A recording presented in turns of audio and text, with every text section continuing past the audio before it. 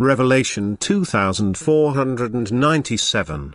From the 6th of October 1942. Spiritual work. Separation. Powers of the underworld. In the spheres of light, dark forces can never assert themselves, and the knowledge of this is so important because it refutes many erroneous teachings.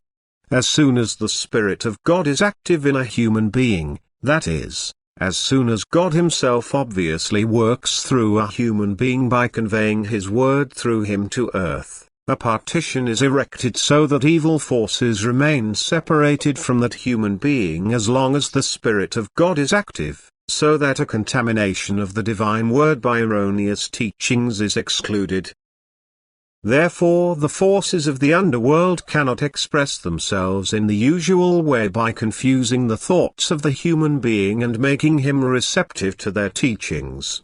And therefore they try to touch the truth of the divine word in another way. They scatter doubtful thoughts into the human being's heart as soon as the Spirit from God is no longer directly active.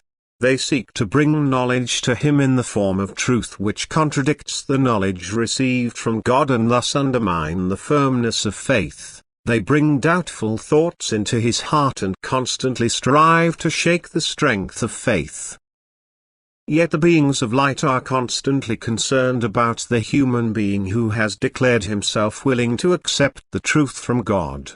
The will to serve God earns the human being strongest protection on the part of beings which are full of light and strength and can also work accordingly. Divine wisdom is unfathomable for people who only research without love. It is unthinkable to want to penetrate it according to plan, and thus wisdom cannot be taught but has to be recognized through loving activity.